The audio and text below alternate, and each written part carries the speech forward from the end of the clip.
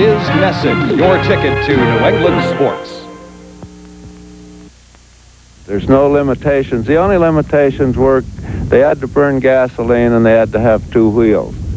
In fact, the fella asked me if he could put a Chevy in it, and I told him, yeah, if you could get around the corners.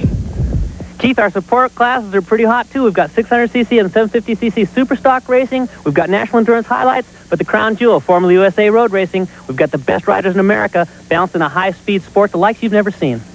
Well, now, Nick, most of our audience out here probably knows you as an editor at Motorcyclist Magazine, but around here we know Nick as a top road race competitor, and today he's going to be locked in battle right here at his favorite road race track. That's right. Well, thanks, Keith. I appreciate it. Of course, Keith Code, California Superbike School. He's trained over 20,000 riders around the world. Some of the best riders we'll see here today, graduates of California Superbike School. Nick, we could talk about ourselves all day. Oh, we better not, but we better mention that the names we'll be flashing throughout the day are the sponsors that brought Formula USA to life for you. Okay, now on to the action. Formula USA motorcycle road racing. On-bike camera coverage is brought to you by BC Brakes, ultimate stopping power.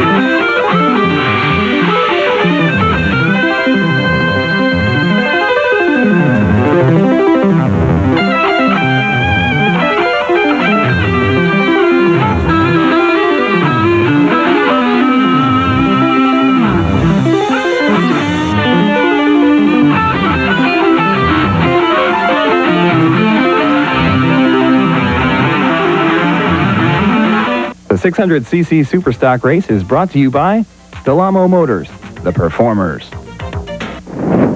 Now, as promised, here we are starting the events of the day with the 600cc Superstock. And Nick Einotz is going to be in this event. He is going to be on his favorite track.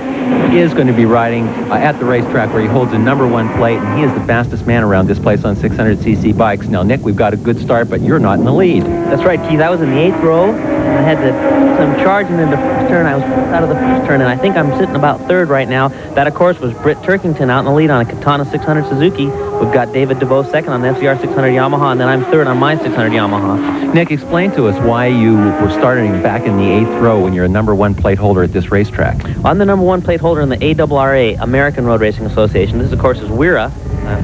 So I'm basically, I sign up and enter wherever they put me. Okay, well, wherever they put you has put you into 3rd place right now, and Britt Turkington is not waiting around. What happened to you on this first lap? Give us an insider's view. Yeah, Keith, we had kind of a weird warm-up lap. Someone crashed in turn 2, and a yellow flag came out in turn 2, and I figured they wouldn't start the race with them crashing in turn 2, but they did. And I started the race on cold tires, basically, because I didn't take a real hot warm-up lap. Tires aren't up to temperature at this time. First couple laps here, I kind of sit back and think, boy, I've got to get these tires up before I start chasing these boys down. And, of course, by the end of the first lap, with Turkington and DeVoe going so hard, I wondered if warm tires or not, if I was going to catch them at all.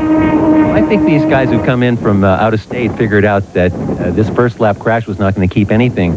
Obviously, Turkington is not waiting around for anybody. He's got himself a couple of second lead after only 2 laps. That's a pretty decent margin for starting off on pretty tires on a day that's not particularly hot out here at Willow Springs. In fact, it's kind of windy. Kind of windy, but you got to keep in mind, Keith, the sun has been beating down on the track, and the sun doesn't care about the wind.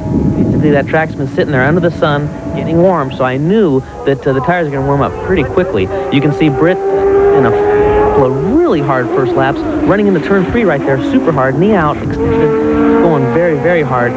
Thinking to myself, that Britt Turkington, he's on a 600 Suzuki. I know my 600 Yamaha's faster than him. I just wonder when I'm going to show it. Okay, well, you actually are the fastest guy around this race. And that is probably one of the most competitive classes right now in the United States. There's plenty of 600cc equipment available. And what's going through your mind right now? You know, you're not leading this event, which is your usual way, and you're still sitting back. Well, there we go. Oh, I see you passed. Yep, I just picked up David DeVoe going into turn 8. You can see he's all over me, looking back, looking for a way to get back. But, I got him into turn 8. I got a better drive out of turn 6, basically set myself up for speed on the straightaway, and now it's a matter of holding him off and getting Turkington.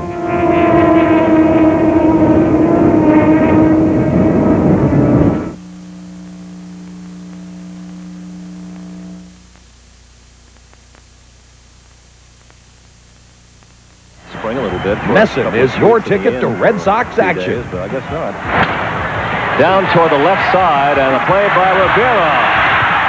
In time. Nice play by Louis Rivera from the hole.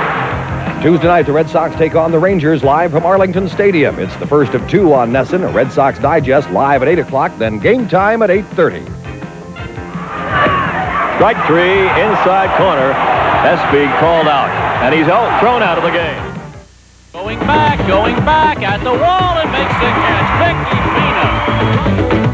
Shot score! Pat O'Kelly. And O'Kelly giving it to the fans behind the Yukon. Knocked down. Boy, Harris with a great combination. Has won the 1989 Big East Baseball Championship. Celebration at the dugout on Commonwealth Ave will go on long into the night.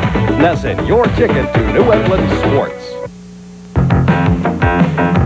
Tune to Nesson Friday nights for a great lineup of baseball action. It's fair. It's a homer. It's fair. Fair. Holy cow. This is unbelievable. Yankee Magazine leads things off at 6 o'clock, bringing you all the news on the Bronx Bombers.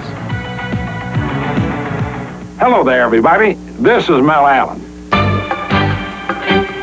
At 6:30, join Mel Allen as he takes you around the majors with This Week in Baseball. Here's a drive, deep right field, way back. You can tell it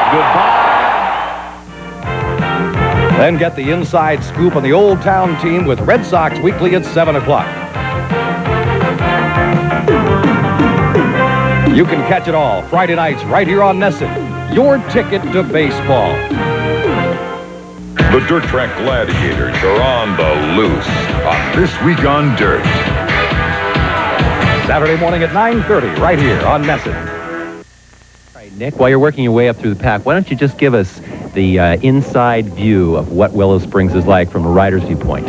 Take the Grand Tour of Willow Springs at speed on a 600. I'm right behind Britt Turkington, slamming left through turn 1. It's very bumped on the inside, so you stay about 4 feet out to miss all those bumps. And it's blind going to the rise, so you can't see the edge of the track. It takes a while to learn. Slam it down into turn 2. Turn 2 is one of the longest corners I know. You're leaned over for so long in there. It's a great place to test traction. It's a great place to test suspension. Very bumpy coming out. Again, blind coming over that rise. You can't see that edge of the track. You can see Britt uses a little bit more than I do. Short shoot down in turn 3. Hard on the brakes. 2 gears. Britt goes down 3. You can see that. You're right at the edge of the track. Drift wide to the other side of the track. A little wheelie there just to kind of, you know, keep the power under control. Up through turn 4. Down out of turn 4. Slam it right into turn 5. You're turning and on the brakes through turn 5. See left from turn 5. Then you come up the brow of the hill through 6. It goes right over the top of the hill. You can see DeVoe right there. The bike gets really light. Wants to slide to the outside. Wants to throw you off. Throw you down. 7. Just a real peak. Up for turn 8. You're flat on the gas. Laying down under the bubble on the paint. Please, turn 8 as fast as you can go. Makes it or breaks it. Turn 8. If you can catch people in 8, you're going someplace. Turn 9. Down a couple gears. Jam it. Quick right through a dip right in the bottom of turn 9. I've got to admit, I love turn 9. I get people in turn 9. It's my corner. I like to call it turn Nick, but nobody else calls it that, but I do. But anyway, I like turn 9 again. Right down the front straightaway, back into turn 1. You're down 2 gears, sometimes 3, depending on what bike you're on.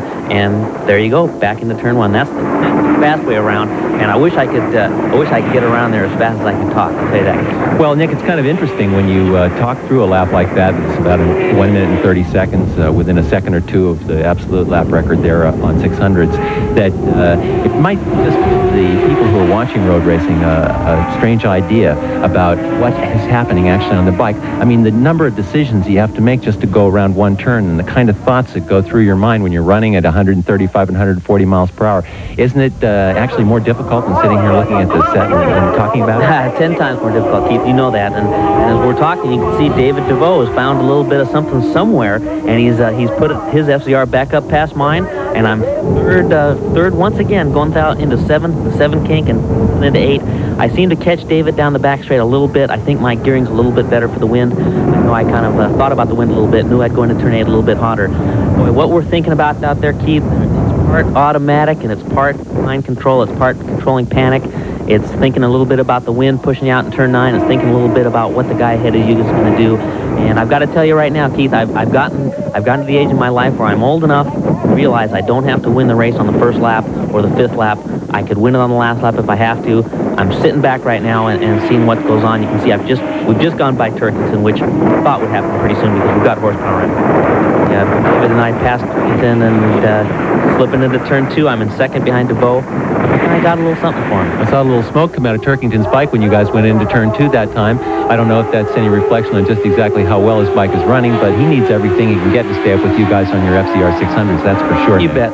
The Katana's a little bit out of date, and he's running it very, very hard. We're going to come up into turn 4 here. DeVoe goes up wide, and I remember this. Britt Turkington tries to come underneath me, and I barely felt him touch me there, but slow motion again. You can see he's down on the edge of the track where nobody should be, and Britt Turkington just about went on his head. That looked like it hurt his foot. Now, he really was trying to make a practically impossible pass there, Nick. That is something that really couldn't have been done. I think he didn't really believe that you were going to pull in, coming through that turn so tight, because normally up there on the top of turn 4, you do let the bike run a little bit wide. You bet you do, and yeah, I can't believe that he tried there. I think that he probably figured, I know what he figured. He figured he's on a slower motorcycle. He's got to get it in front right now. And, look at the wind, Nick. Look at the wind. Yeah, I remember this, Keith. What's it like running through that? That's 125, 130 mile an hour turn that slows down to about 110 there, and that I know from racing at Willow Springs myself that wind is unpredictable. It can be pushing you out towards the outside, and as soon as you get a break, the bike is headed practically into the desert. That's right, Keith, and especially side by side with someone as fast as David DeVoe. We aren't sitting around doing nothing out there. We are definitely going for it. David and I have raced in nationals and, of course, at Willow Springs a few times, and he runs very, very hard, as you can see. I took the lead for just a little while there, about an eighth of a lap lead, and then David came by on the draft, coming in the front into the first corner there. Well, it's possible you may have some horsepower on him. I don't know what it looked like from your viewpoint, but when you're ahead in a game like this, in a race like this, in this kind of wind, isn't it better to be coming up on somebody from behind and actually using the draft so you don't have to be pushing not only the normal wind that you'd be pushing, but also pushing against this 30 to 40 mile an hour gusting situation we have here at Willow? You bet. If you're a NASCAR fan out there, you know all about the draft, and it works big time on a motorcycle. If you can sneak in, somebody is down big time in turn 3. Yep. What code? Somebody went down in turn 3. I think we've got a photo of someone going down in turn 3. Well, let's take a look at this. This is what it actually looks like going down in turn 3, which is quite a popular place to crash at Willow Springs. Now, let's see it in slow motion here. Here we are, entering turn 3. This bike, the front end turns in. The rider leaves the machine looking like somebody getting off from a space shuttle and flops around in the dust and dirt, and there's the machine laying down. That looked like a pretty bad one, Nick. Ooh, I'd laugh if I hadn't done that twice myself, Keith. I've fallen 2 times in turn 3. You'd run it in real hard, and you can see. But look, here's the guy who crashed, and he's standing up and moving his bike. Luckily, turn 3 is fairly slow. Only 60 miles an hour at Willow Springs. Okay, all right. So you don't get hurt every time you crash a motorcycle, and that's certainly the point of that little expose right there. Now, Nick, you're chasing Dave DeVoe, and he is not giving you an inch. No. And it looks like you're not giving him an inch, although your drive right there coming out onto the front straightaway. What is that? You can see me going around the left side of him. This is something I learned from Keith Code 5 years ago. Never draft on the left side at Willow Springs. Always go around the right side because the wind is coming up. You get the draft behind him and to his right side. That's something I learned. You can see that was a very lightly used portion of the racetrack, Keith, and I just simply used it because Keith Cole told me, draft him on the right. Yeah, that's an interesting little lesson that I learned out at Willow Springs way back in my early racing history. And a lot of riders have actually won races on that little piece of information. Well, everybody's going to know it now, Nick. You won't be able to use it the next time. Somebody's going to have to try to draft you out into the desert. Yeah, I think I may hug the line on the next one. You're in front. I'm in front. What do you know about that? I actually, Keith, I thought that this might happen, and I'll tell you why. First few laps, I was wondering how fast these guys were going to go, but they seemed to reach their pace pretty early. And I usually race on slick tires. I usually race on Dunlop slicks. This time I'm on Dunlop 591s, DOT-approved street tires. And it took me a couple laps to get used to them. It took me a couple laps to really find out what they wanted to do, and I still haven't got them.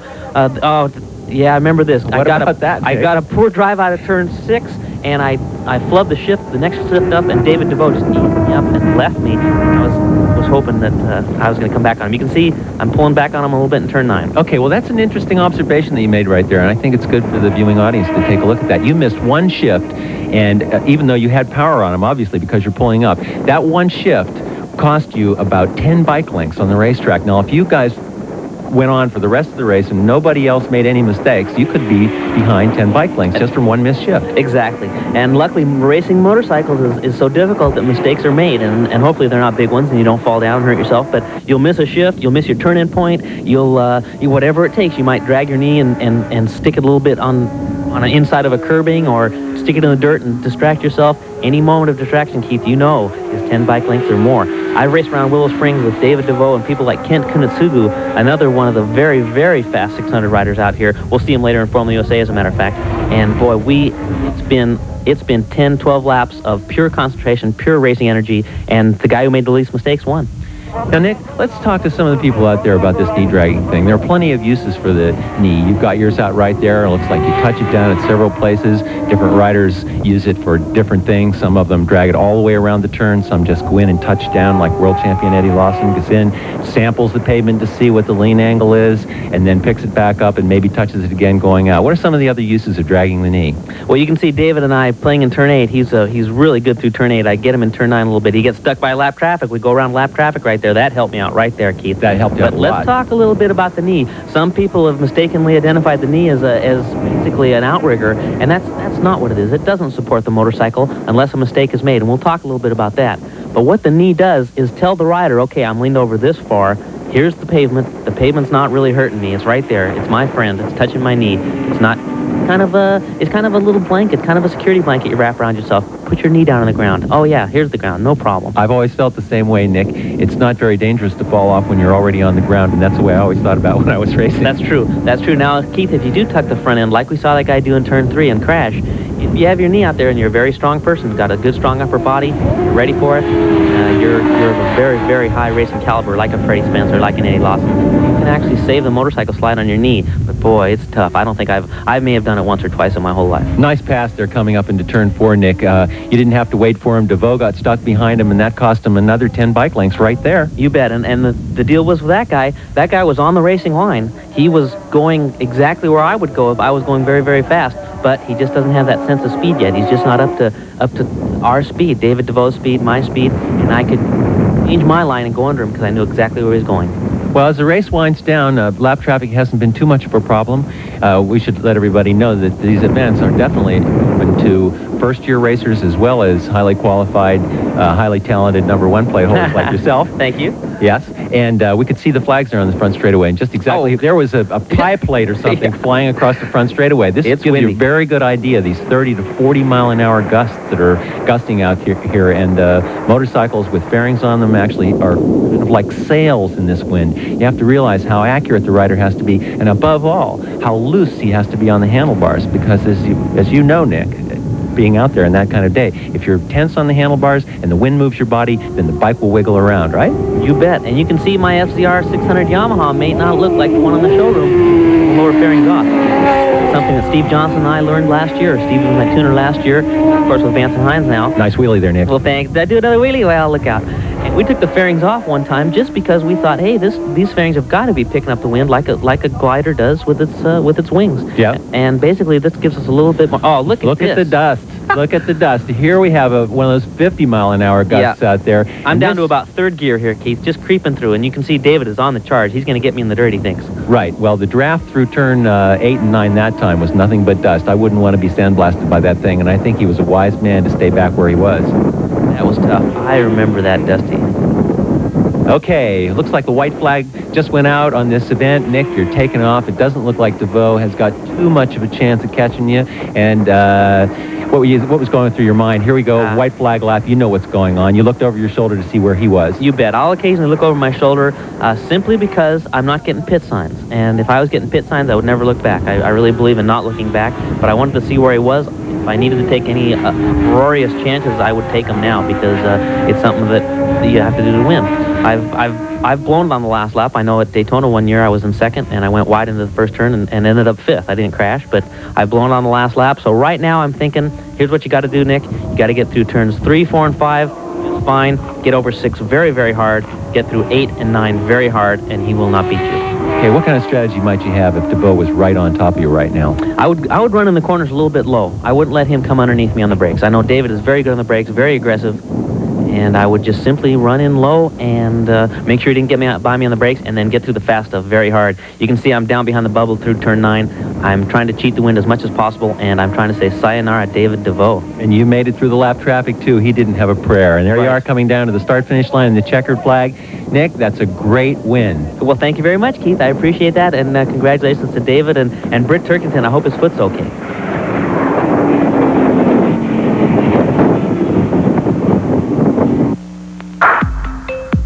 Take a good look at your riding skills.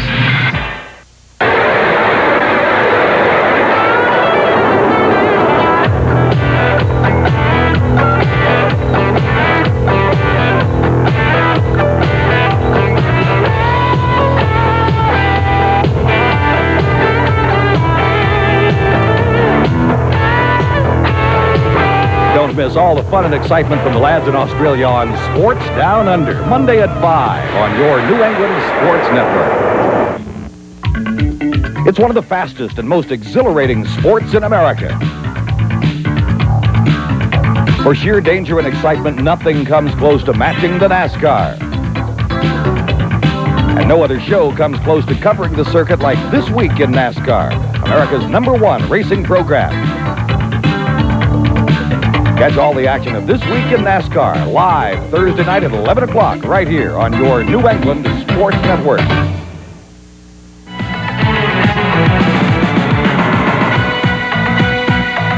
For the latest on the Bronx Bombers, join Nesson each and every week for Yankees Magazine, a half-hour review of all that's new with the New York Yankees.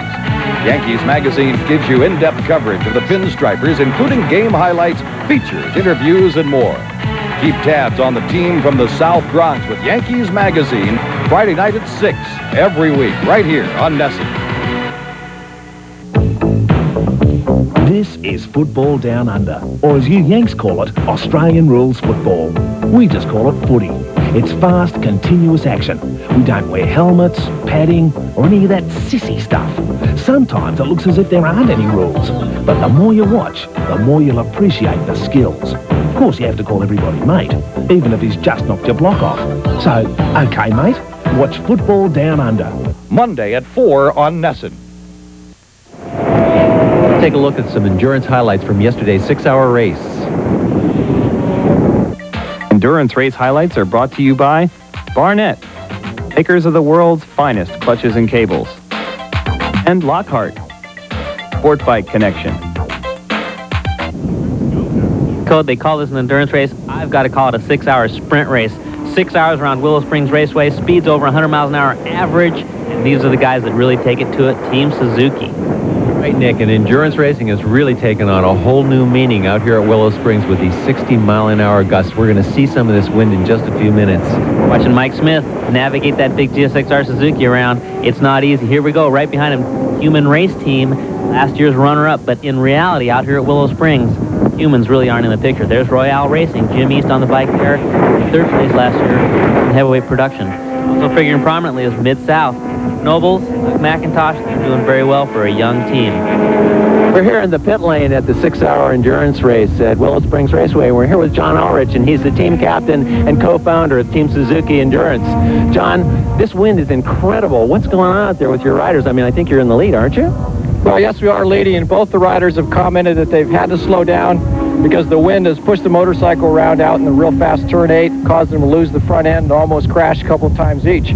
So both of them had to back off the pace about 2 seconds a lap to avoid having that situation, because, you know, if you go out there and you keep losing the front end and your tires are getting more and more worn, you're going to come in on the crash truck. So we just backed it down a little bit, but our guys are still going faster than anybody else, so, you know, we're coping with it as best as can be expected. While John Ulrich runs undoubtedly the most professional endurance racing organization in the country, you don't need the big buck sponsors. You can take your 400, your 600, your 750, what have you, out there and go racing. That's the truth, Nick. And some of the very, very biggest stars, the brightest stars in the world today, have started off in endurance racing. It's an incredible place to get a terrific amount of track time. Each rider's out there in this 6-hour race, and he's running somewhere in between 60 and 90 minutes. So it's a fantastic place to learn how to race. Another big thing about endurance races, pit stops. You see the human race team. They're not really hurrying. They're a little bit out of the race at Willow Springs. They had some problems, tire problems, motor problems. They just aren't in the hunt. Let's put you in the rider's seat for a real hot pit stop. We're going to rush you down pit lane. Take a look at the Suzuki Endurance pit stop. John Ulrich grabs the bike, steadies it. He's got the fire extinguisher in his right hand. Keith Perry and some other folks put the jacks under. And then you see Kurt Hall lean down and tell Keith Perry something. He undoubtedly told Keith Perry, hey, Keith, front tire's worn out, chain needs adjustment, some kind of information he learned out there on the racetrack. Right, Nick, we're looking at one of the most organized pits in the whole of endurance racing, certainly in the United States. These are the guys, so what they're doing right now is what works. That's right. You can see Tom Hosworth in there, Keith Perry. They're moving quickly, surely. They can't make any mistakes. They can't leave the brake pads loose. They can't leave the chain unadjusted. They've got to make everything just right as quickly as they can for the next rider on. Keith Perry is doing the front, basically tightening up the nuts on the front brake calipers, and they've got to safety wire those. That takes a little bit longer than you'd like, but it's got to be done. Okay, and they're going to change the rider now. There's Mike Smith getting ready to mount up the machine and go on out and do his at least 60-minute stint in this incredible wind at Willow Springs. There's the checkered flag marking the end of 6 hours of racing here at Willow Springs. Right there, Kurt Hall and Mike Smith on the Team Suzuki Endurance for first place, followed by Mid-South Racing, number 8, coming from basically nowhere to take second. Human race team clawing its way back into third place. We're going to move up to Seattle for the 4th round of this 15-race for SBS Endurance Series.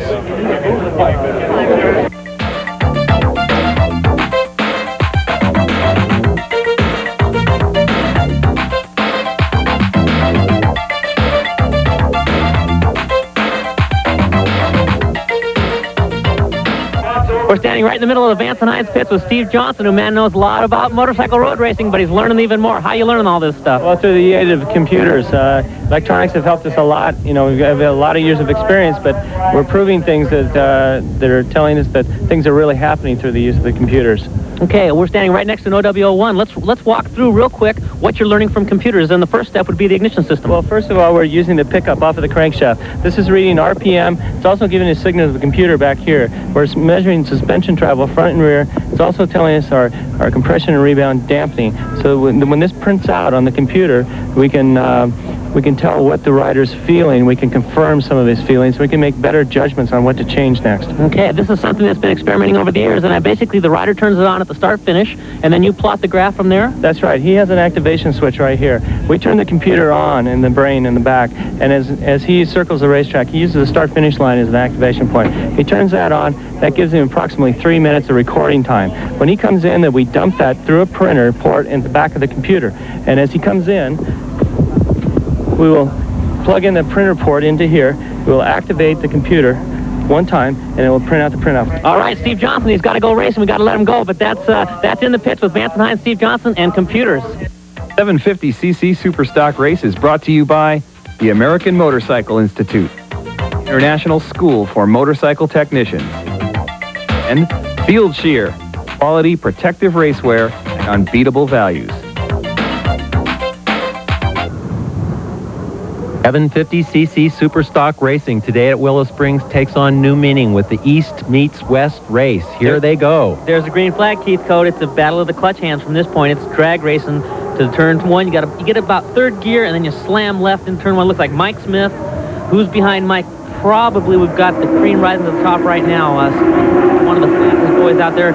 Paul right there behind him, Formula USA national champion. Right behind them, of course, Chuck Graves, one of the very fastest men around here at Willow Springs. And Chuck Graves is not going to waste any time. Around the outside of Hall in turn 2, it gets her a little bit loose. You can see him bobbling around out there. And I think the boys are going to get with it this first lap right here. Smith leads down into turn 3. Graves underneath Smith on the brakes, just blows past him. Smith, Hall, you better get going. Graves is leaving. Local man takes the lead. The Georgia boys are on it. The local man, Chuck Graves, knew he was going to be tough in this race. He said he was going to be tough in this race. He got it sideways going over the crest. They're all watching him, but they know that he's going to make it through around this Willow Springs track in just about record time. Mike Smith's got himself a good seat to watch Chuck Graves. If he can figure it out, he can tuck into the draft and fight this windy condition at Willow Springs and maybe stay up there and get past him. Graves is not going to leave. He's not going to leave anything out of here. He knows this is a TV race. He knows there's Suzuki money on this race. He knows this is one big step for his stardom. Of course, Chuck Graves is a man who always races the big bikes. He's one of the Formula USA riders, one of the Formula One riders. He's a very, very fast boy around here, and he's very aggressive. 24 years old out of Granada Hills, California. Pushes hard all the time. Doesn't know the meaning of half throttle. If Mike Smith has seen Chuck Graves out here, Smith knows Graves is going to keep on pushing hard. Well, that's the truth, Nick. But Mike Smith has got to be one of the most experienced big bike racers in the United States. He's on the Team Suzuki endurance team. They've won the championship. That boy's got thousands of road race miles under him with 1,100cc machines. And we've got a big, long season. There are 10 races in this Pro Series, Formula USA Series, and the 750 Superstock bikes will be running there. And Chuck Graves is going to be going to tracks he's never even seen before, and Mike Smith's been to all of them. And so has Kurt Hall, currently running third in this race. It's a big point, Keith. That's a huge factor in this upcoming season. I know that Chuck Graves will have their doubts. This guy runs at every racetrack that we're going to go to. Of course, Smith can. He's been to all of them. Smith is fairly young, but he's very experienced. He seems to have a very level head on his shoulders. He better keep his head pointed forward, though, right now, because Kurt Hall is one that is probably going to play the strategy game. He may be sitting back there kind of waiting on these boys to let them heat up their tires and go away and then move up on them. Kurt Hall, one of the most intelligent riders I've ever met. Well, Nick, that's true. But Kurt and Mike Smith are both used to riding on slick rubber, just as you pointed out in one of the earlier races. And they may not be interested in this DOT rubber. Now, I know that most of these guys are on Dunlops because Michelin has pulled out of racing in the United States, but they are used to riding on slicks. Now they're on treaded tires. I mean, that makes a big difference. And Chuck, here he is at home on bikes he's ridden for years. He's a good big bike specialist. Now, you know, what do you think? Well, it's tough to say. I know that DOT tires have come a long way. They know that they're good for about the first 5 laps. Really, really good for the first 5 laps. But we'll see what we got here. We got a crash over here by turn 3. Just as we talk about good tires, we've got guys laying down. I'm not sure who that was, so we'll maybe check on that. Those guys are pushing very hard on the rubber they're on. Definitely, yes. And under the windy conditions that we've got here on the big bikes, I mean, I suppose a little bit of weight does help you out there. The 750cc Superstock machines are about 75 pounds heavier than the 600cc machines that you were riding earlier in the day here. But still, that's no advantage when you've got a 40-knot wind blowing you sideways. Chuck Graves definitely seems to have it in hand. Going over the crest of turn 6 down the back straightaway now, it looks like he's enjoying about a 2.5 lead. That's very comfortable.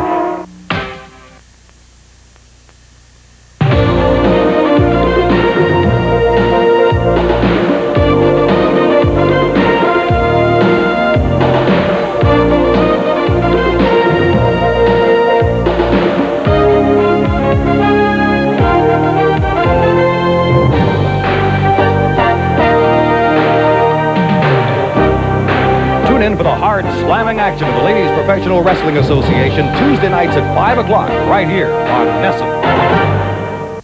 Spring a little bit. Nesson is your ticket to Red Sox action. Days, but I guess not. Down toward the left side and a play by Rivera. In time. Nice play by Louis Rivera from the hole. Tuesday night, the Red Sox take on the Rangers live from Arlington Stadium. It's the first of 2 on Nesson, a Red Sox Digest live at 8 o'clock, then game time at 8:30. Strike 3, inside corner. Espy called out, and he's thrown out of the game.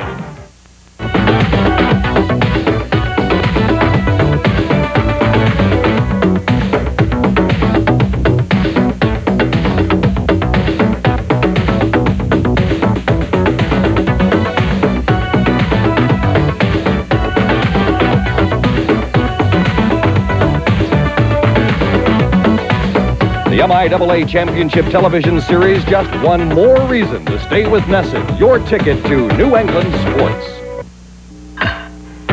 Whether you're training to compete or you just want to tone up, the weight room has something for you. You want to learn proper techniques and helpful hints on how to get your best results in the gym? Tune in each week. You'll hear from some of the top bodybuilders in the world as they tell their trade secrets. So let Nesson get you pumped up with the weight room, Monday evening at 6:30. The 750cc Superstock race is brought to you by the American Motorcycle Institute and Field Shear.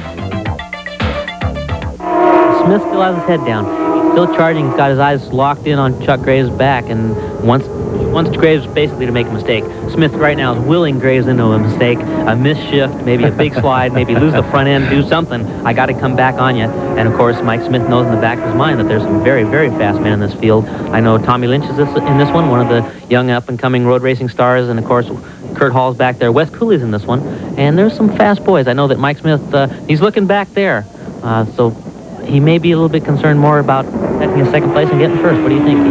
Well, he was doing some work for us a little bit earlier, and I know for a fact that he had missed practices earlier today, and that may be hurting him. I'm not sure if it had anything to do with his tire selection, although with the DOT tires, you don't really have that much choice these days.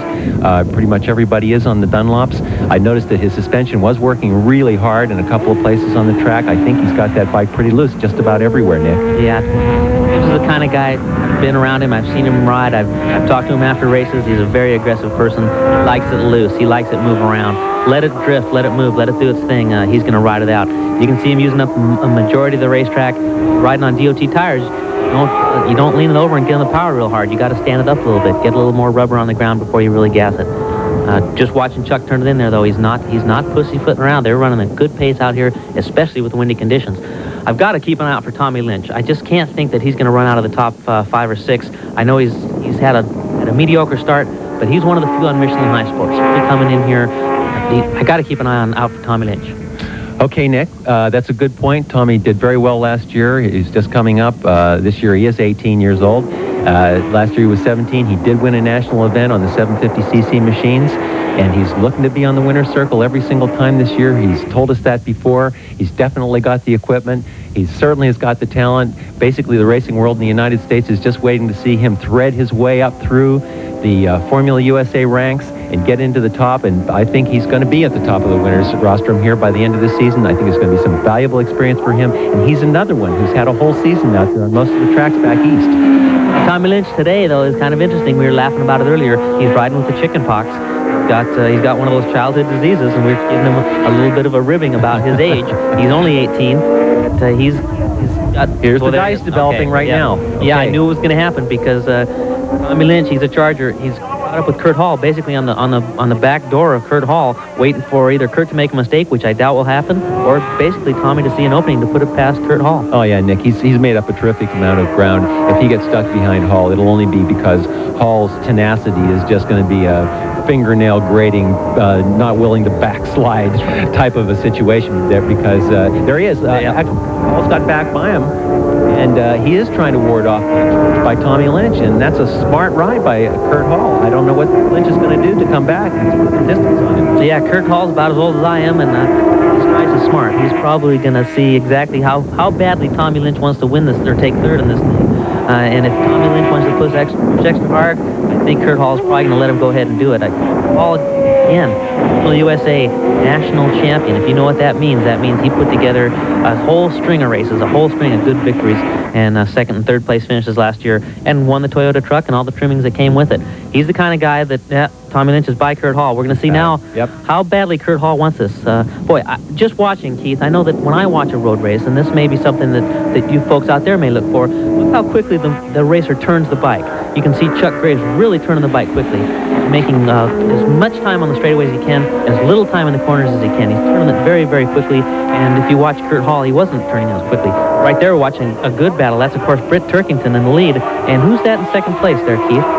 That is... It's a Joe Yosowski. Joe Yosowski, that's right. That's right. And they've got a heck of a good dice going for the 4th and 5th positions. But meanwhile, Chuck Graves just moving along on what looks like a very flawless ride here at Willow Springs on equipment he's very much used to. He's got himself a 2.5 to 3 second lead right now. It looks like perhaps the Lynch and Hall dice might catch up to the Mike Smith dice, but meanwhile, Graves has just gone. He's taken the wide classic line through turn 2, the come in low, drift out wide and come back down in on the bottom. That's way around Willow Springs.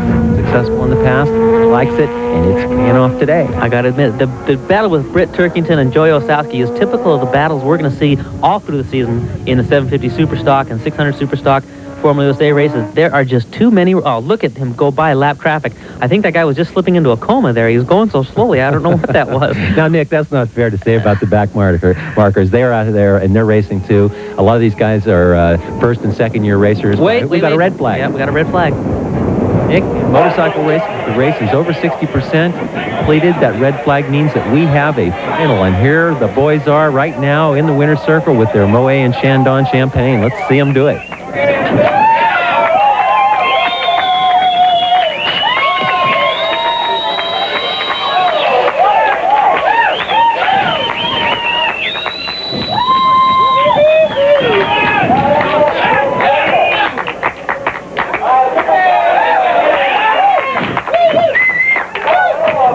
Passed them both around the outside of turn 2, had this thing crossed up sideways just like a dirt track bike all the way around the whole racetrack the entire time. All right, Chuck Graves, one of the fastest guys at Willow Springs, one of the locals, Southern California. Were you riding this thing about as hard as you can go? About as hard as this thing will go, yes, Glenn.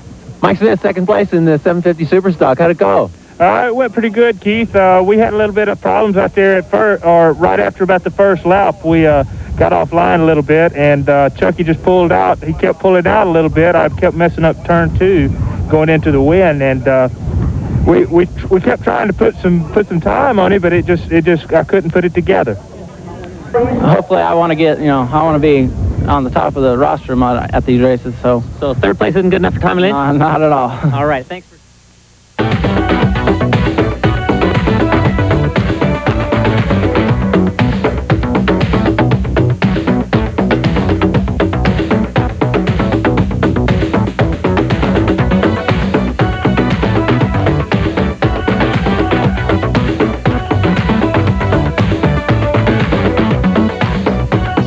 From baseball to volleyball, from the Bruins to the Blazers, stay with Nesson, your ticket to New England sports. Scuba World is a diver-to-diver report on the resorts, travel, and diving opportunities around the world. So no matter if you're an advanced diver, just beginning, or have just thought about diving, sit back and relax and come with us on an adventure in paradise.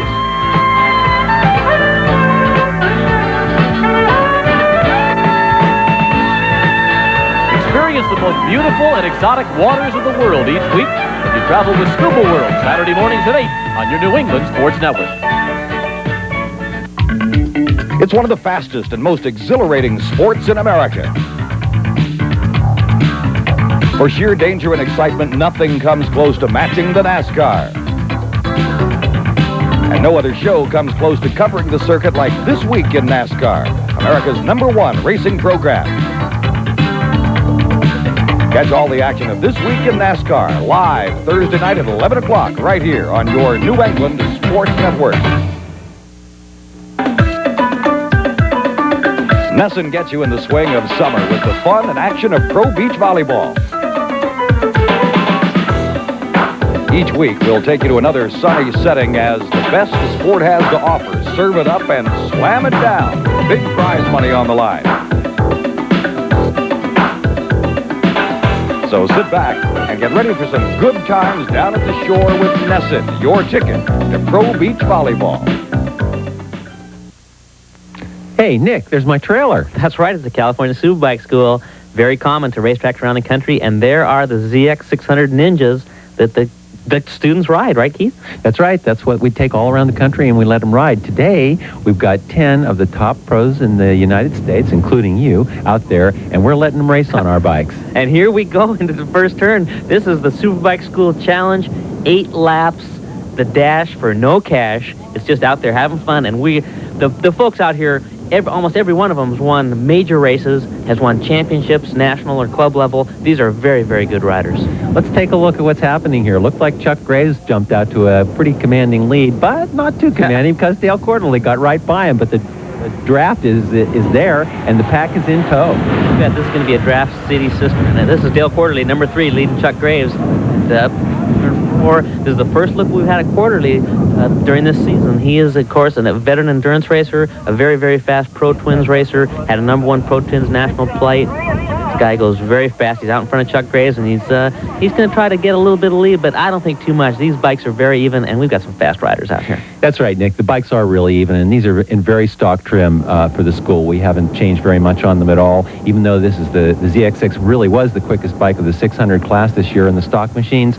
We got to look at the situation. Most of these riders are out here riding now 125, 130 mile an hour bikes. They're normally into 160 mile an hour bikes. Even with the wind, the pack's closing up. Boy, that's exciting watching them come into turn 9. You can see the wind blowing across there, and these are fully fared machines. They don't like the wind too much, but boy, there's Lee Schertz. Lee Schertz, another one of the locals, along with Chuck Graves, myself, Kent Kuntsugu's in this one. We've got some local WERA and ARA Willow Springs riders. They're out here just to try to see if we can put it to the big boys. Who we got leading? We got Lee Schertz flicking it into turn 2 there, just ahead of who's right behind him. That's in the yellow helmet. I think that's Mike Harth. You bet. Mike Harth, a veteran endurance racer, very, very fast. Old man from Georgia, and there I go. There I am around the outside of turn 2. Okay, Nick, it looks like you were able to use that wall of riders to protect you from the wind and get a really nice drive around turn 2. That's not a normal place to pass around there. No, it isn't. While they were quibbling around with the wind, I just said, okay, this is perfect, and I saw an opening and shot around there, and it's the kind of thing where you know your lead's not going to last too long in this race because no one is going at 100%. Everyone's holding back a little bit. We're on DOT tires, street tires, basically, where most of us race on slicks. We don't want to return to Keith Code and said, hi, Keith, here's your bike in this little piece of aluminum. Well, thanks, Nick. I appreciate that. But now just take a look at that Atchison, Topeka, and Santa Fe freight train going into turn 8. It looks like the tires are warm and everybody's up to speed. Nick, you said that it wasn't 100%, but that looks very fast. Absolutely right, Keith. David DeVoe and I, in another rematch of the 600 race, going through their handlebar to handlebar, we're doing a little bit of banging, and he's going to try to go around the outside of 9, it looks like, but watch out. Mike Harth is right behind us, and we are going to get eaten up here by this pack. This is going to be a NASCAR-type freight train going down the front straight. It looks like an incredible freight train, and the lead is changing about once every two turns. Yeah, I agree. Every 2 seconds, the lead's changing. And that was, of course, Chuck Graves going underneath everybody into turn 3. He likes late braking in turn 3. DeVoe's hanging out in second, and I am back there. Geez, I'm back 7th now with Harth just ahead of me. Trip Noble's one of the fastest novice riders last year, right in the pack. Well, Nick, we've been putting on these Superbike School Challenges for quite a number of years now, and we never know who the leader's going to be at the last lap. We never knew who the winner's going to be. Dale Quarterly has been in more races, more of these races than anybody else. Oh, did you see that elbow? I've got interrupted. Let's take a look at that again. Watch this in slow motion. There's a big elbow out here. I think that's David DeVoe. We caught you, young man, giving Chuck Graves the elbow and pushes kind of pushed old Chuck right out to the outside there. I think that's a pretty good indicator just about how friendly these riders are. There they are at about 130 miles an hour going down the back straightaway at Willow Springs, and they still have enough attention left over. They're calm enough to be able to do those kind of antics.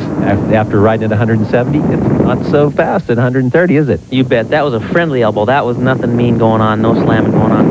These guys are all very, very fast in their own right. And to tell you the truth, Keith, I was flattered that you asked me to race, and it was really an honor. There's Dale Quarterly with the butt in the air. Yep. It was an honor to be on the track with these folks. We were having a good old time.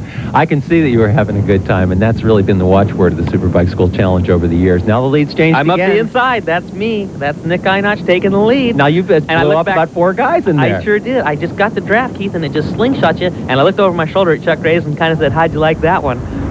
Chuck doesn't lay down easily, and he's going to come on back. Yeah, he comes on back in turn 2, and Dale Quarterly decides to follow him. Kind of pushes me to the outside of 2, and everybody's coming on this one. It's Kent Kuntsugu right there, one of the fastest guys at Willow Springs. Right there, too. He's looking to Quarterly. I'm on the inside there. Oh, yes. Dale slams the door on me. Can't allow me in there. Schertz right behind those guys. Rip Noble's right there. Donnie Green hanging out in the back. We're having a good old time. Well, Nick, once you let somebody through the door, once you open it up, you got to expect everybody else to come through, too. Look, you haven't done so bad. You've regained second position behind Quarterly, but you can't pass him. His knees are too long. That's right. The guy can stretch his knees out across the whole racetrack. Yeah, and he's been known to do it, too. And I think we're going to have a chat with Dale Quarterly a little bit later.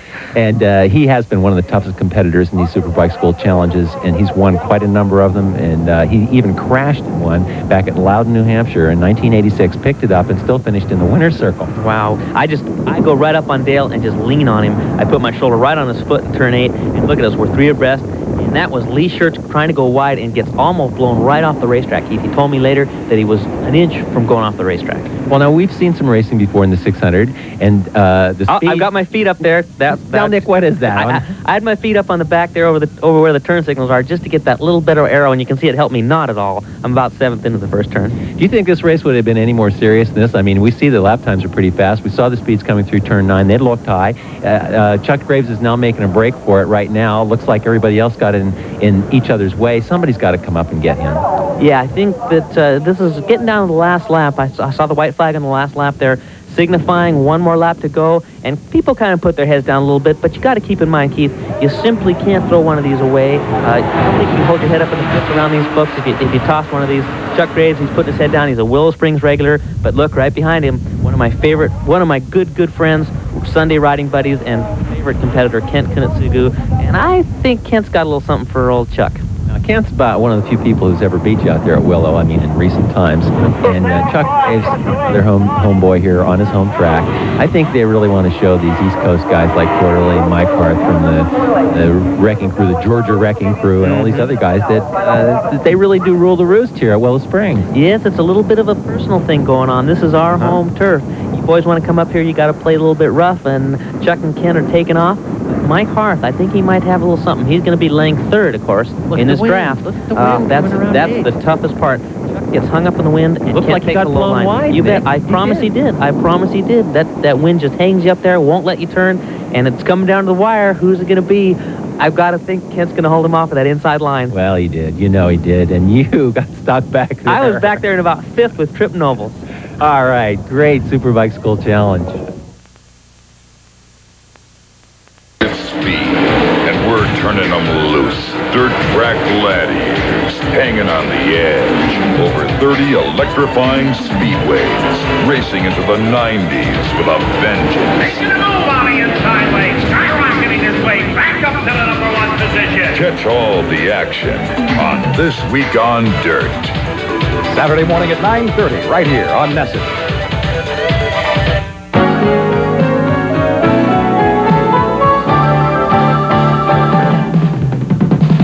On the next Fishing the West, the unspoiled beauty of New York State's Finger Lakes region is a backdrop for a trolling expedition featuring large lake trout. Pro guide Harvey O'Hara explains how downrigging methods provide proper depth control and weight-free landing of the fish on the next Fishing the West. Catch Fishing the West Wednesday night at 6:30 right here on Nesson. Nesson has all the eye-popping action of pro beach volleyball coming your way Monday night at 10 o'clock. We'll serve up all the excitement from the wild beaches of Venice, California. For the hottest in sports competition, nothing beats the slams and spikes by the boys on the beach. So come on down for the thrills Monday night at 10 o'clock right here on Nesson. Your ticket to pro beach volleyball. From the Trump Plaza in Atlantic City to the fabulous Forum in Inglewood, California, Nesson brings you the very best in boxing thrills. If you're a fight fan, you'll love the action right here on your New England Sports Network. So tune in as top contenders from both the pro and amateur ranks battle it out in the ring on MSG Boxing. Fight Night, the Golden Glove, plus much, much more. For the heavy hits and knockout blows, stay right here with Nesson, your ticket to boxing.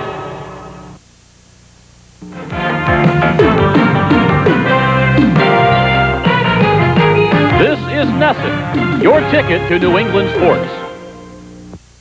The Formula USA race is brought to you by Algard, the ultimate motorsport lubricant, and Eastern Road Racers Association, America's motorcycle road racing leader.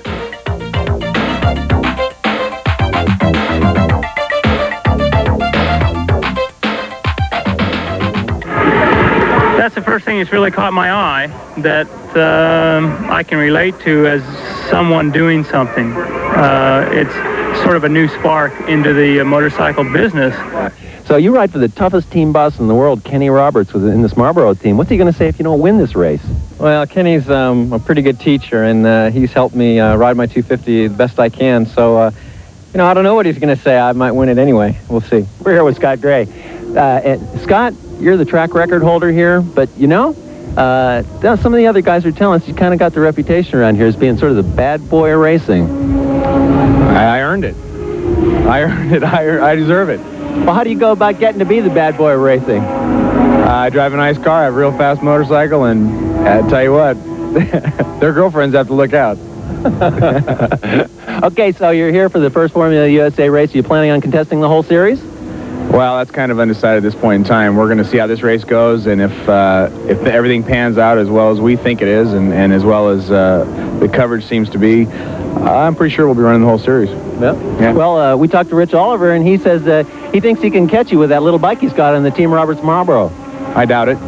Thomas, what do you have to say about your competitors out there? Scott Gray, David Sadowski's your teammate.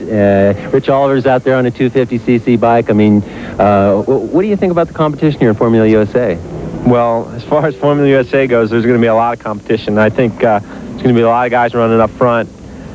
Everyone goes good. You know, I don't count anyone out. You know, all the guys go really good. It's just a matter of, you know, I guess who's there at the finish line. Nick and I are here in the pits at Willow Springs with Mike Hart. Mike, you're one of those wily Southern guys, and you're really known as kind of a wild man on this Formula USA racing series. Well, I think you have to be. To drive that much horsepower, you got to pull something out of the bag. Yeah, all right. Well, we saw you last year at the final at Road Atlanta, and you really did pull something out of the bag there. Yeah, I did. Of course, that's my home track, and this track here I've a little less to be desired for, but hopefully I can just finish the race and get some points and move on. Are you going to put on a wheelie show for us during this Formula USA thing? I know you can beat those guys. You're just fooling around right now. Yeah, well, you know, I like doing wheelies, but you know, race time comes, it'll get serious, and there'll be some banging going on, but not too many wheelies, I figure. There's a heck of a contingent of riders from Georgia, and you're one of them. Mike Harth, Dave Sadowski, and Mike Smith.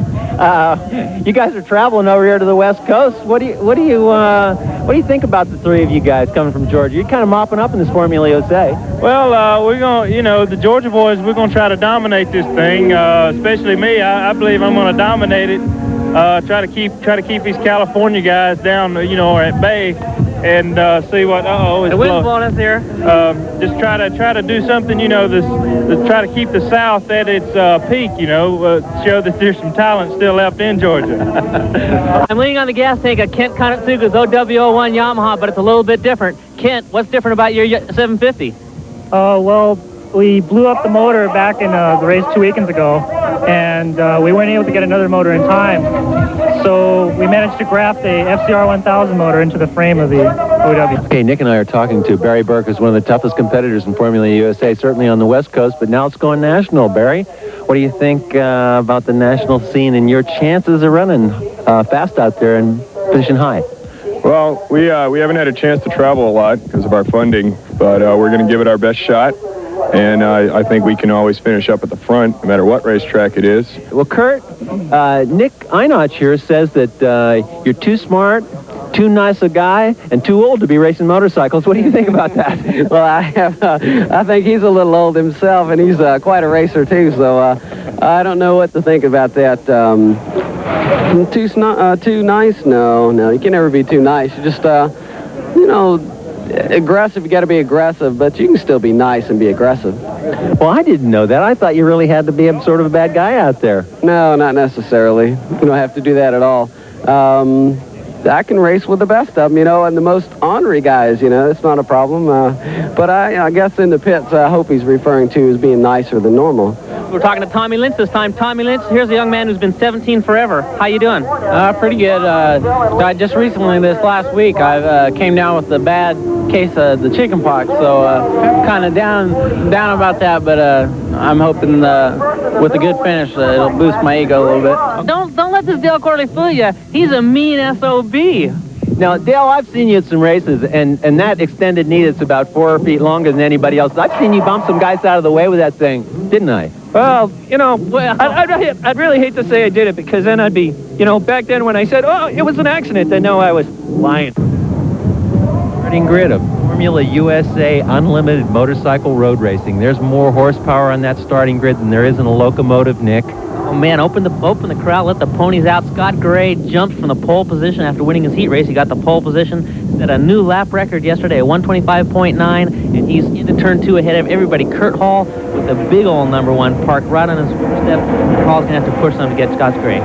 GSX-R1100 is built to the hilt, and I think we're going to see just exactly how built it is during this race. We saw the beginnings of it out there in his heat race yesterday. Look at him go now. Yeah, Kurt Hall, you can see him getting sideways, getting out of turn 2. He's pushing that cold tire as hard as he can push it, running his GSX-R just as fast as he could.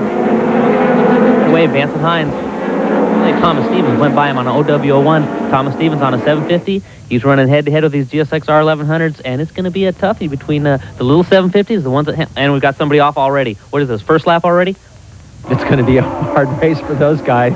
They're going to have to get back in here, come through the dirt, and onto the line. But look at Scott Gray go. It looks like Thomas Stevens. Yep, it's Thomas Stevens. He's probably going to be able to catch the draft in the front straightaway. We'll see. Yeah, we'll have to see. Thomas Stevens is wringing the neck of that 750 Yamaha. You can see him, number 11, parked on number 73's doorsteps. And excuse me, Mr. Gray, I'd like to go right on by here. Scott has different ideas about that 1100 motor. Boy, Scott Gray, Thomas Stevens pulling out a little bit of a lead. Is that a big deal at this point in the race? Well, in the opening laps, it's very discouraging for the guys behind, especially when they're short 350 cc's, and that's what we see with those two brightly colored Vance and Hines machines. They've got 750s. Scott Gray's got that 1100. That 1100 is built at the start-finish line. It looks like it's about 7 or 8 miles an hour faster, and that's a whole different universe of speed. You bet, 7 or 8 miles an hour. I've ridden a Yoshimura 1100 built to the hilt. I called it the burner in Motorcyclist Magazine. We might as well call Scott Gray's bike the Tornado, because he's ridden the Tornado out here before he set a lap record with it, and it looks like he's back. Well, that's right. He's come out of retirement. We had a nice chat with him before, and he just came out for this particular race. He's got that bike. His confidence is obviously back. A new track record under his belt. He won $5,000 from Bill Hute for breaking the track record before. It was held by Randy Mamola, and he is not waiting for anybody. Thomas has still got him in his sights, but Gray's definitely pulling away. You bet, and things are changing a little bit behind old David Sadowski, who's sitting third. Chuck Gray is one of the local boys who's done very well, won the 1100 and the 750 race out here this weekend. He's up in there, up in 4th place. Got Kurt Hall. It's going to be a toughie. If Chuck Graves expects to run with the national boys, he's going to have to push very, very hard. Right. Well, Graves, we know, is in a similar situation to some of the other West Coast riders. He hasn't ridden back at those other tracks that we're going to see in this 10-race series, but the guy behind Scott Gray right now, Thomas Stevens, has run. He's run on the Kenny Roberts team. David Sadowski has been out on the racing circuit for quite a number of years, both of them on the Vance and Hines Yamaha OW01s, and they are letting Gray slip away, I'm afraid. Well, I don't think I'm too surprised, Keith. I don't think anybody else is here that has been at Willow Springs the last few days. Scott Gray came out to show some people something. I think he had a lot of doubters. A lot of people that said, hey, Scott, too old, too big, been out of it too long, can't do this. You're going to fall down even if you're in the lead. It's a good thing he's got that extra 350 cc's. We might also mention that Barry Burke won his heat race yesterday, and he's a little bit back in the pack right now. He wasn't quite as prepared as the other guys who are running up in front right now, but I would never count Barry Burke out. He's tough at Willow. He knows his way around here. He knows this is a long race for a Willow Springs race. This is a 20-lap event. Quite a bit longer, in fact, almost double the normal length of race that's been run out here. So Scott Gray's running away. We've got the Vance and Hines guys in tow. We'll see some of these other guys in action. Tune to Nesson Friday nights for a great lineup of baseball action. It's a homer. It's fair. Holy cow! This is unbelievable. Yankee Magazine leads things off at 6 o'clock, bringing you all the news on the Bronx Bombers. Hello there, everybody. This is Mel Allen. At 6:30, join Mel Allen as he takes you around the majors with This Week in Baseball. Here's a drive, deep right field, way back. You can tell it goodbye. Then get the inside scoop on the Old Town team with Red Sox Weekly at 7 o'clock. You can catch it all Friday nights right here on Nesson, your ticket to baseball.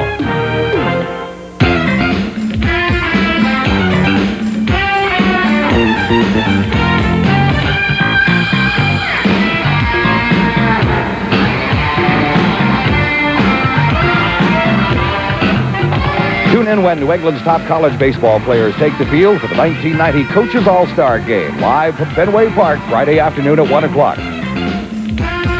It's great action on the diamond, and you can catch it here on NESN.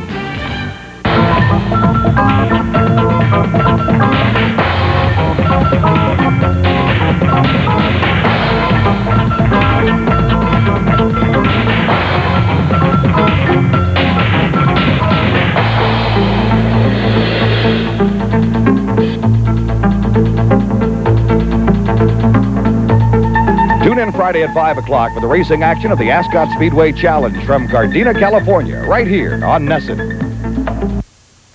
The Formula USA race is brought to you by Calguard and Western Eastern Road Racers Association. Someone we'll be looking for is Mike Smith, of course, a man who had to start way back after a poor heat race showing. He started back in, about the 500th row. Of course, I'm kidding, but he's back a ways, and he's going to be charging up through on a what is it? It's an endurance racer turned into a sprint racer for this. It's a Team Suzuki endurance racer that he has brought out to just tear it up, and he'll be charging up through some folks. I can guarantee that. Well, the shot of the front straightaway, Nick, we see our leader. Scott Gray moving away from Thomas Stevens. David Sadowski looks like he's making a little bit of ground on his teammate, Thomas Stevens, and Chuck Graves in the background. Looks like he's losing a little bit of ground. Those are the top runners, and they have actually pulled quite a ways away from the rest of the pack at this moment. And early on in the race, I admit, but still, it looks like bad news for those guys in the back.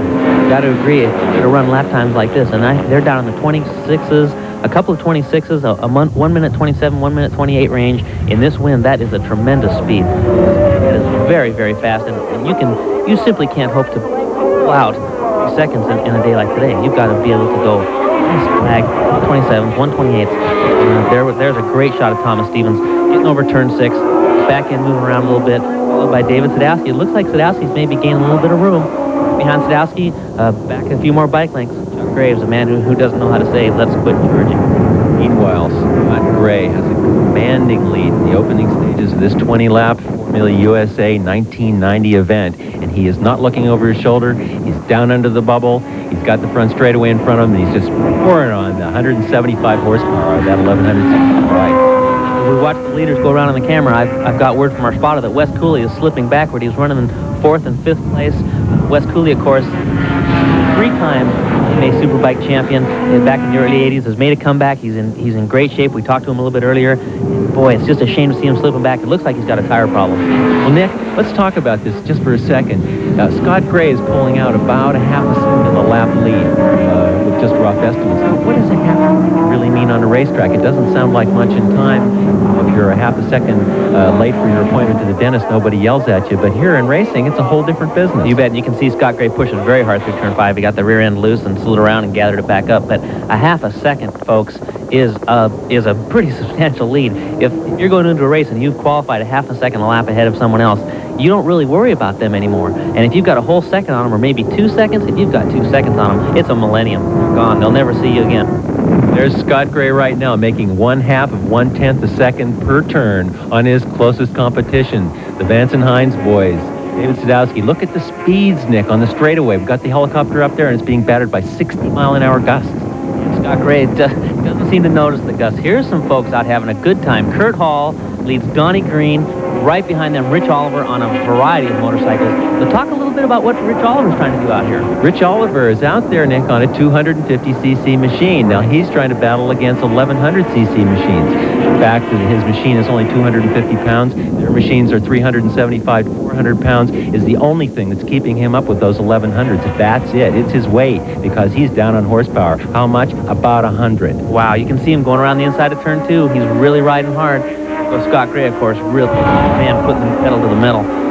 Flawless riding by Scott Gray, really. And he's out there, the cornering speed. Look at this. Look at this passing. You see the power of that 1100. The Tornado is at work today. Yeah, but this is the fun race. Mike Smith, right here, number 6. He's got up with this gang. He's got up with Rich Oliver, Don Green, Kurt Hall. He's kind of setting them up. He's going to eat these guys up. Kurt Hall, of course, won the whole shebang last year. Got the Toyota truck, big money. The girls to love him. Now look at him. He's for his life, fighting off these guys. It was good stuff. And there's Donnie Green. He's four-time U.S. 250cc champion. His first big year on big bikes, on endurance racing. He's going to be out there on the 1100s for Dutchman Racing. And there he is, pulling right up with Mike Smith and the boys, and looks like a good race developing here. Yeah, you can see they hit the straightaway. Rich Oliver, he just can't quite pull it. Let's talk about horsepower. Scott Gray blown in there, followed pretty closely by Thomas Stevens, David Sadowski, although I'd have to say they've lost touch now. They're about 4 or 5 seconds back. They pretty much lost touch with Scott Gray. That's right. It's another race. But look at Sadowski. Sadowski's closing on him. He came out of nowhere, Keith. I mean, he was back. I thought Stevens had second place in the bag. Sadowski's come out of nowhere and said, "Excuse me, Mr. Stevens, I think I'm the fastest Vance Hines rider around here. You just might move on over and I'll come on by." Well, Thomas has had an interesting season. David Sadowski won the Daytona 200, the famous race. Thomas Stevens was the fastest man down there, and he had some problems in the race. Sadowski went on to win it. Now Stevens is back with a vengeance. He's a very serious man. He's very serious about his riding. He spent 2 years riding for Kenny Roberts on 250s. Decided he was a little too heavy at 165 pounds. And there they are. But here, look, 750cc machines suit him well. You bet. Thomas Stevens, he's about my size, about 5'10", but very powerfully built. Along with David Sadowski, also very powerfully built. These guys can really muscle these big bikes around. And when we say big bikes, we're talking about a 750 that, as Thomas Stevens says, turns more like a 250 than a big bike. These factory are rated to race. Thrills and excitement. That's what motorsports is all about right here on Nesson. Race Week delivers that action each and every week. The best in motorsport, short track style, right here in New England. The NASCAR Winston Modified Tour. DIRT racing action at its best. The Coors Act Tour, Busch Grand Nationals, and more. It's racing's winning team, Nesson and Race Week. Don't miss the action of Race Week, Thursday night at 5:30 on Nesson. The Great American Outdoors with Ron Shear. Join Ron every week for the best hunting and fishing adventures anywhere. Whether you're a weekend sportsman or an avid hunter, you won't want to miss any of the thrills of the Great American Outdoors as host Ron Shear takes you on a new and exciting adventure each week. So tune in Wednesday night at 6 right here on your New England Sports Network.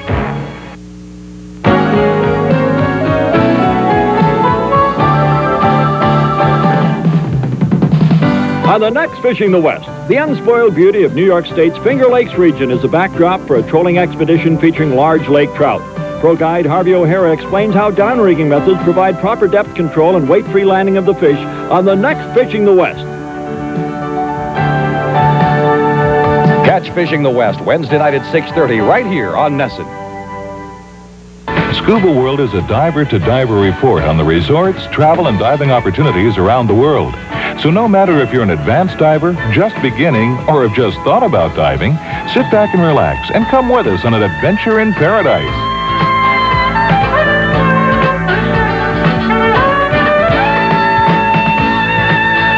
Experience the most beautiful and exotic waters of the world each week as you travel with Scuba World Saturday mornings at 8 on your New England Sports Network.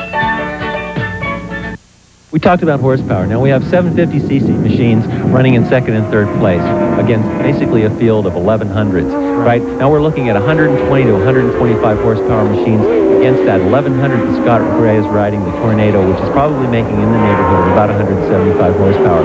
These guys are riding the wheels off of these machines. You bet, and somewhere Sadowski got Stevens. I think it was turn one. These guys run these 750s in so hard on the brakes. They wait for the last instant to brake. Hopefully their riding teammate will brake a little bit early and they'll go on by. And that's what we're watching. We're watching Scott Gray come through here, and then we're watching the 750s. Watch how easily and how quickly David Sadowski and Thomas Stevens are turning them. You can see them grappling for traction against the tarmac. The rear tires want to spin, they want to slide sideways, but Dunlop and Michelin have done their homework out here, and they're getting those tires to hook up pretty darn well, considering boys are going 1 minute 27 lap times for 100 miles an hour average. Gray is definitely going over 100 miles an hour, and there we see him from the helicopter. We see the fantastic speed of that GSX-R1100. To the Vance and Hines duel, there's Stevens and Sadowski dueling it out. Talk about a tuner's nightmare. Boy, those two guys going back and forth. A quick Scott Gray hooking it through turn two, showing you exactly what these tires can do.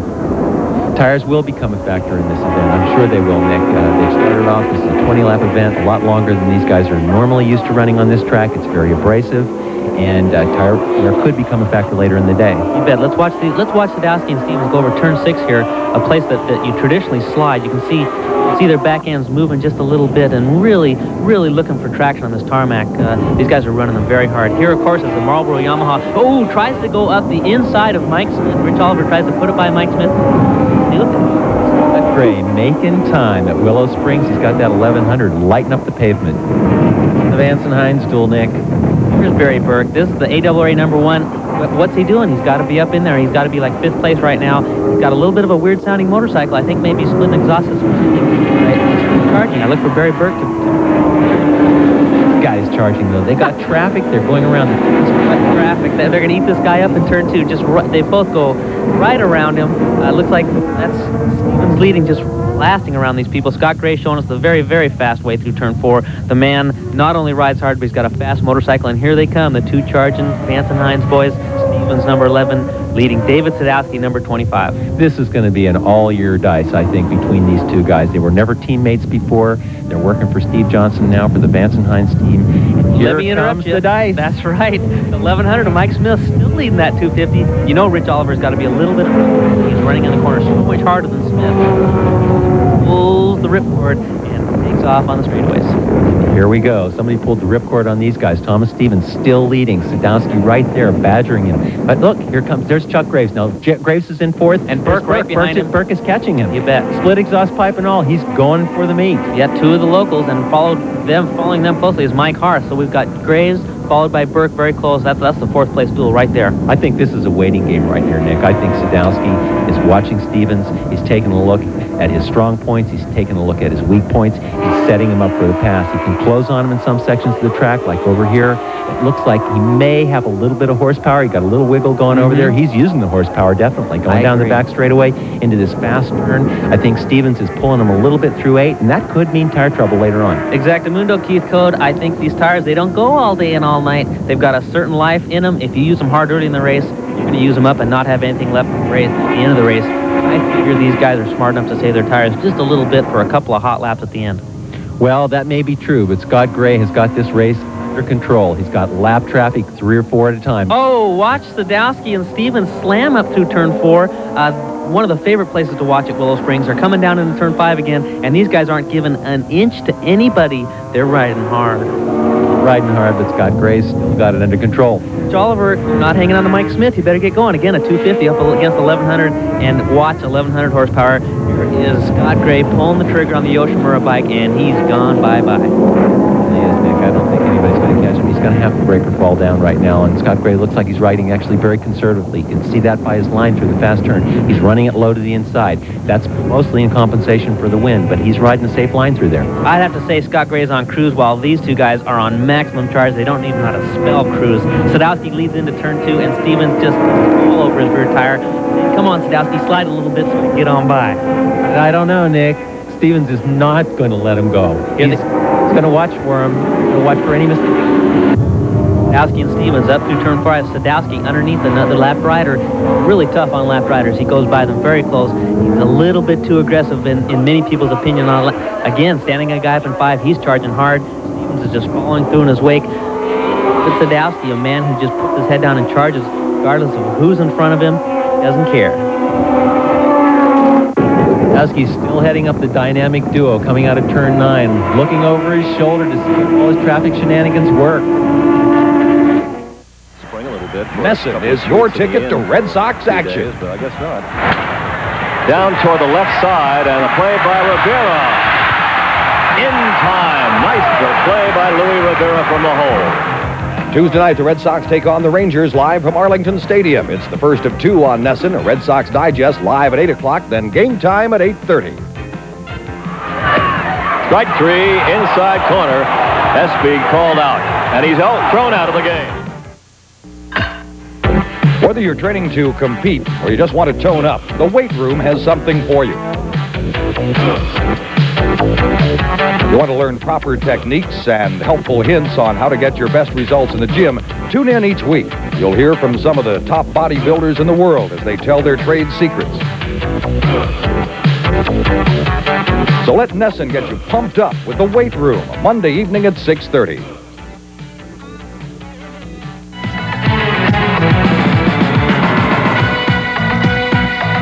For the latest on the Bronx Bombers, join Nesson each and every week for Yankees Magazine, a half-hour review of all that's new with the New York Yankees.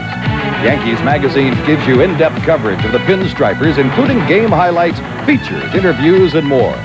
Keep tabs on the team from the South Bronx with Yankees Magazine, Friday night at 6 every week, right here on Nesson.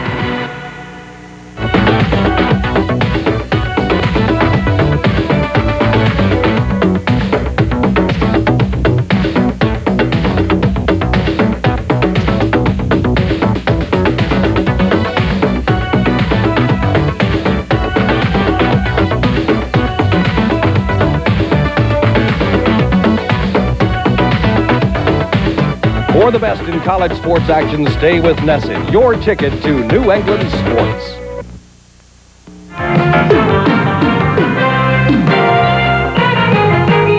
This is Nesson, your ticket to New England sports.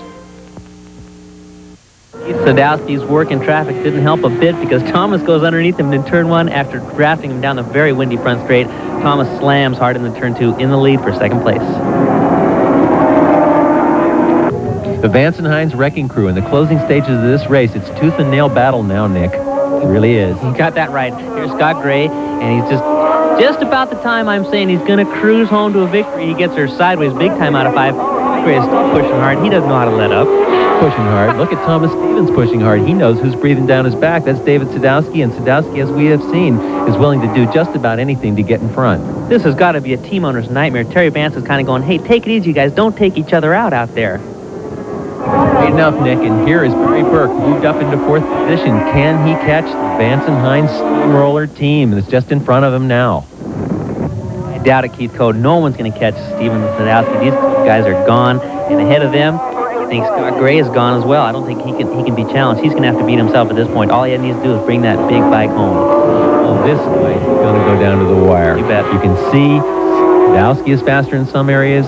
Stevens is faster over the crest right there. Sadowski's clearly got horsepower. You can see him close on the back straightaway going into turn 8, Nick. Turn 8 and turn 9 at Willow Springs International Raceway makes you or breaks you. Here comes Scott Gray, the fastest man around Willow Springs.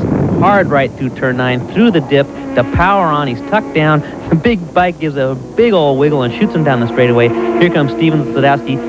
This one's going down to the last lap. Sadowski with a clear track and Stevens in tow.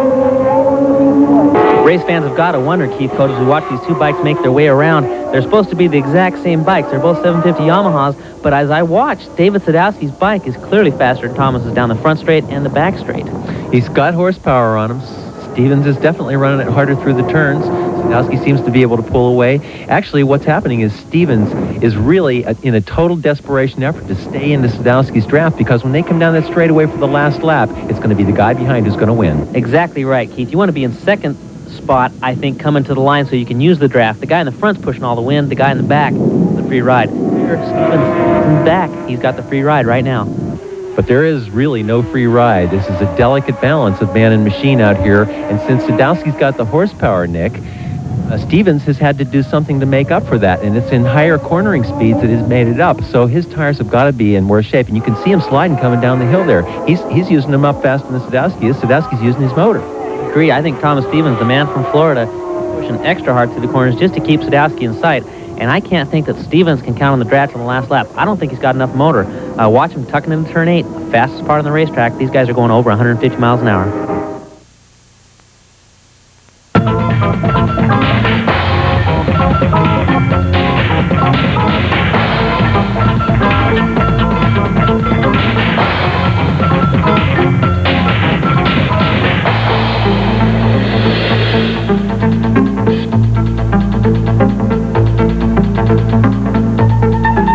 Friday at 5 o'clock for the racing action of the Ascot Speedway Challenge from Gardena, California, right here on Nesson.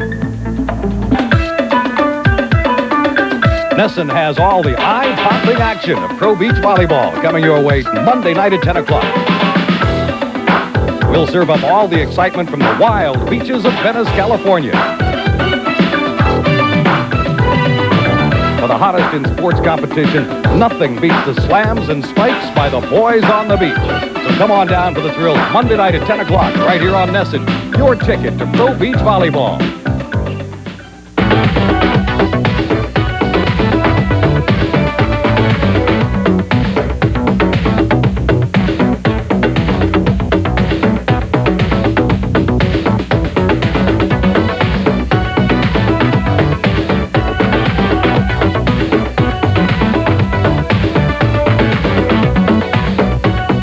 For complete coverage of the best in sports action, stay with Nesson, your ticket to New England sports and more.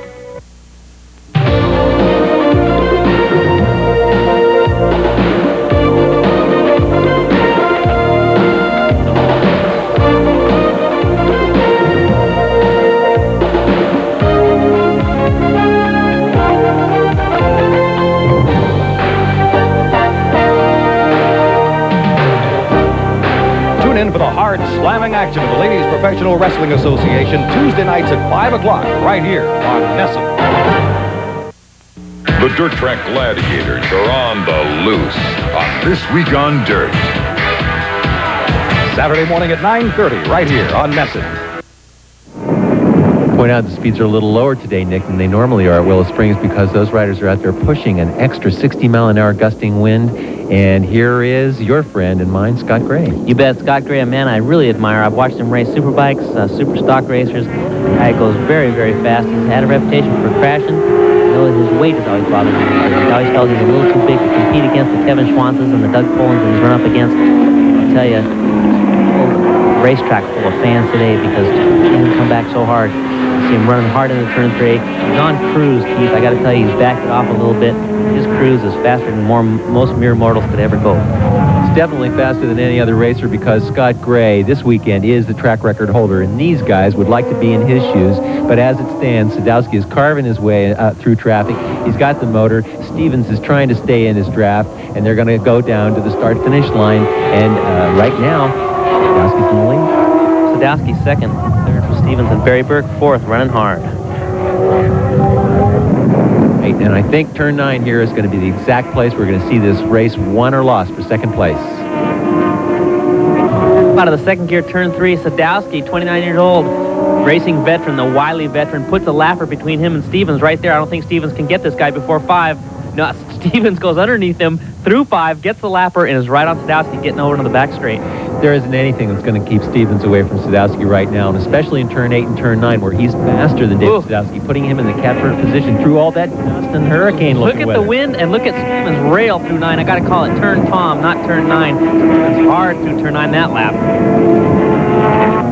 Into turn 4 for the final lap. Thomas Stevens in front, Sadowski behind. I gotta believe that Sadowski let Stevens through on that one. He knows it's going to be a draft and pass situation on this last lap, Nick. I think so. Thomas has his head down, his chin on the paint. He wants every inch, every foot, every yard. He'd like a mile on David Sadowski right now, but I just don't see it happening. Sadowski's got more horsepower. Stevens is going to go through 8 and 9 at the edge and just try to get everything he can get right here. Stevens hard on the throttle. Whoa, definitely a big slip there. Let's look at slow motion on that one, Keith. Okay, here he is at the fastest part of turn 8. Look, he loses the front end. The bike dips down. Smoke pours off the tire. That's frightening. Let's take one last look at Scott Gray, the big winner. 102 mile an hour average. Scott Gray, the guy. Last turn for our two heroes here. Let's see who's going to make it to the end first. It's not going to happen for Thomas. Scott Gray, the big wheelie on the big GSX-R1100. That guy's fast, lap record holder, 102 mile an hour average. Took it away. But here was definitely the race of the day. David Sadowski over Thomas Stevens by a half a bike length. Those two put on a show that these fans will never forget, Nick. Finishing behind the duo, the Vance and Hines, was Barry Burke, an FCR 1000 Yamaha. Behind him, Mike Smith, the endurance racer. Chuck Graves on the outside right there. And behind them, Rich Oliver for 7th place. Broken Toy Awards of the day goes to Kent Kanatsuga. 135 mile an hour get off at turn 8. A victim of those big wind gusts, Nick. Yeah, that's right. But to the winners go the trophies, the champagne, and the girls. Thomas Stevens, Scott Gray, David Sadowski. Let's celebrate.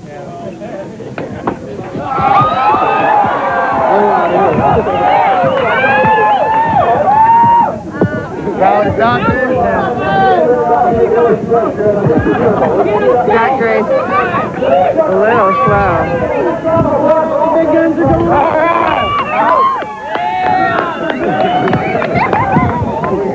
Scott Gray, you did a great job. You did exactly what you said you were going to do. What happened out there? What happened? Well, you know, I took off, and I knew I was going to take off pretty quick, and I decided to back off the pace and save the tires, and I didn't know what was going to happen with the lap traffic, and I knew when I got my first pit board, I was real surprised to see that somebody was, I think it was 2 seconds back. And I go, geez, boy, they're keeping up. You know, because compared to what we thought was going to happen, it was not like it was going to happen at all. So I decided, well, I better start getting on the gas a little bit more. David Sadowski, part of the Georgia wrecking crew, you came in here and tore some open, didn't you? Well, we were expecting to do better than we did, actually. Scott Gray's real tough here, and we didn't expect his bike to be so fast. I think if we'd have prepared for this event a little bit better, we'd had Byron Hines build us some of them beefy drag race motors and made a bid at Scott. But I feel fortunate to finish second on a 750cc bike, and look forward to running the WERA events in the future. It seems like it's an ongoing process here to boost motorcycles' popularity, and the WERA Formula USA series is certainly doing it. But it was a good race, and you know, I rode really hard, and I commend Scott for going really well, and especially Dave, because he really rode good, and we couldn't get away from each other. It was just going to come down to who had what at the end. He just had a little bit more. Okay, well done for third place. Good luck the rest of the season. Thank you very much. Motorcyclist Magazine Spotlight goes to Scott Gray. His flawless performance in the Formula USA race.